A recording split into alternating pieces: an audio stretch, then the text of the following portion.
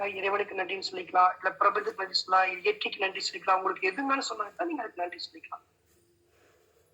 முதல்ல நம்மளுக்கு வந்து இந்த மனித பிறவி கிடைச்சது இல்லையா, அரிது அரிது மாநிலராய் பிறத்தல். இந்த மனித பிறவி கிடைச்சதுக்கு நன்றி இறைவா, தேங்க்யூங்க.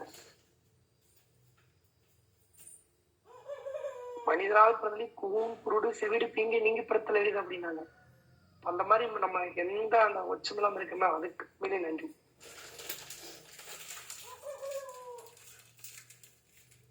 இந்த அற்புதமான பிறவியை கொடுத்தாங்க இல்லையா நம்முடைய பெற்றோர்கள்.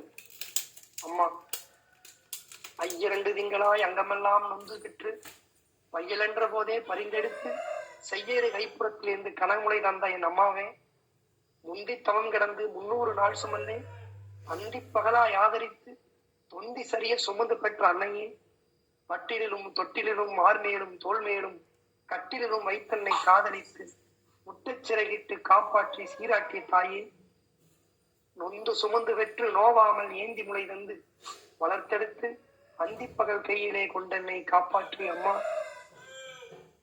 நன்றிங்கிற வார்த்தையில முடியுமா? எத்தனை பேர் எடுத்தாலும் அந்த தாய்ங்கிற உறவுக்கு வந்து நம்ம நன்றி சொல்லவே முடியும். அவ்வளவு கடன்பட்டிருக்கும். சின்ன வயசு உங்களுக்கு எத்தனையோ கஷ்டங்களை காப்பாத்திருப்பாங்க, எத்தனையோ சுச்சுவேஷன் இருக்கும். தனக்கு சாப்பாடு இல்லாத போது தன்னோட பையனுக்கு, தனக்கு ஒரு துணி எடுக்க முடியாத போது என் குழந்தைக்கு. அவங்க சந்தோஷம் எங்கேயும் பார்த்து என் பையன் என் பொண்ணு நீங்க திட்டி இருப்பீங்க, பேசியிருப்பீங்க. நம்மள ஈஸியா மன்னிக்கிற ஒரே உறவு வந்து அம்மா தான். நான் சொன்ன வார்த்தையெல்லாம் பட்டியல்தான் இருக்கு. முற்றும் தொடர்ந்து முடிவுனாலே துறக்க முடியாத உறவு அப்படின்னு அம்மா தான். நன்றி அம்மா.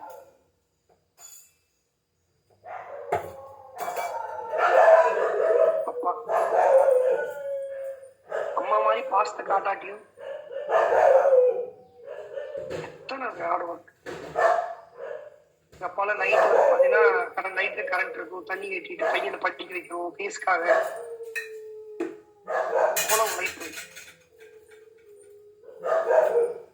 தன்னலமற்ற ஒரு மனசு அப்படின்னு கேட்டீங்கன்னா அதான். Thank you so much. இந்த வளத்துல வந்து பாத்தீங்கன்னா தாத்தா பாட்டி தான் சின்ன வயசுல கொஞ்ச நாள் 10th படிக்கிற வரைக்கும். இன்னொரு அப்பா அம்மா மாதிரி தான்.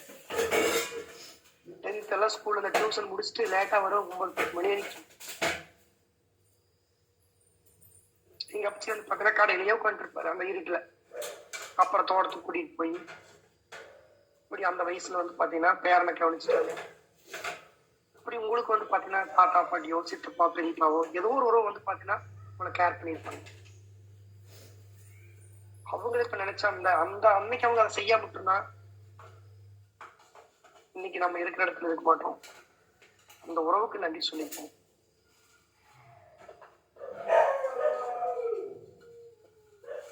அதே மாதிரி ஆசிரியர்கள்.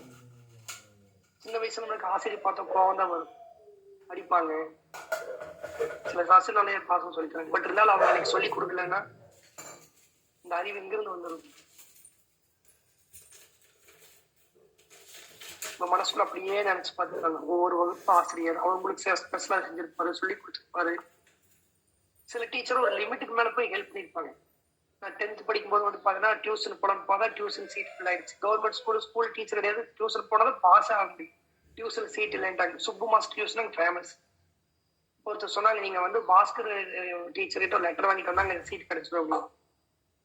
அப்ப சயின்ஸ் வாத்தியார் பாஸ்கர் அவர் 6th சயின்ஸ் எடுத்து அவர்கிட்ட போய் சார் இந்த மாதிரி ஆளுகிற சார் எப்படியா நீங்க எனக்கு கொடுத்து சேர்த்து அப்படின்ட்டு ஒரு லெட்டர் எழுதி கொடுத்தாரு. அந்த லெட்டர் கொட்டி கொடுத்து இப்ப டியூஷன் சேர்த்துக்கிறாங்க. டியூஷனுக்கு மட்டும் நான் போறோம். அதுக்கு ஒரு டிப்ளமா இருக்கு, லைஃப் இருக்கு, லைஃப் எங்கேயும் வேற எங்கேயோ போயிட்டு இன்னைக்கு ஒரு உயிரோடு இல்லை. ஆனா அன்னைக்கு ஒரு சின்ன சின்ன சிறுசு தான், பட் வாழ்க்கை எப்படி மாத்திருச்சு. அப்படி நம்மளுக்கு லைஃப்ல வந்து பாத்தீங்கன்னா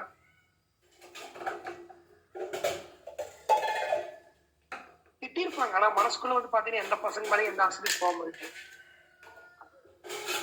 நல்லா வளர்ந்து என்ன மட்டும் இருக்கும். அவங்களுக்கு ஒரு நன்றி சொல்லிடுவோம். நம்ம கிடைச்ச நண்பர்கள்,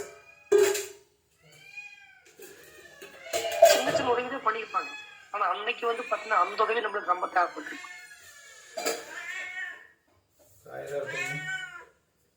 லஞ்ச் ஷேர் பண்ணிருக்கலாம், சைக்கிள் ஷேர் பண்ண ஃப்ரெண்ட்ஸ் இருக்காங்க, ஃபீஸ் ஷேர் பண்ண ஃப்ரெண்ட்ஸ் இருக்காங்க, அவசரத்துக்கு எந்த இதையும் பார்க்காம பணத்தை எடுத்து கொடுத்துருப்பாங்க, வண்டி சாவி எடுத்து கொடுத்துருப்பாங்க, கூட நான் வரேன் வந்திருப்பாங்க.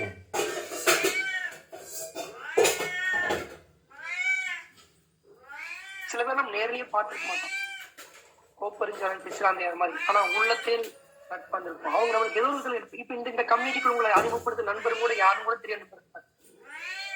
ஆனா இப்படி ஒரு கம்யூனிட்டிக்கு நமக்கு தெரிஞ்சிருக்காரு, அவர் அறிமுகப்படுத்தினா சில பேருக்கு அவர் யாருன்னு கூட இன்னைக்கு வரைக்கும் தெரியாது. அவங்களுக்கு நன்றி சொல்லிக்கலாம். வாழ்க்கைங்கிறதே வந்து பாத்தீங்கன்னா ஒவ்வொரு காலகட்டத்திலும் ஒவ்வொரு மக்களும் ஏதோ இடத்துல அந்த டாட்டை கனெக்ட் பண்ணி விடுறதுதான் நம்ம வாழ்க்கை பூர்ணமாகுது அப்படிங்குவாங்க.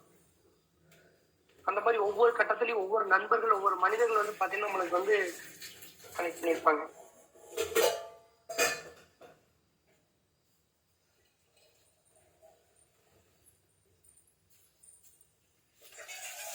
நம்ம கிடைக்கிற உணவு, என்னைக்காவது நீங்க சாப்பாடு கிடைக்காம இருந்திருக்கீங்களா?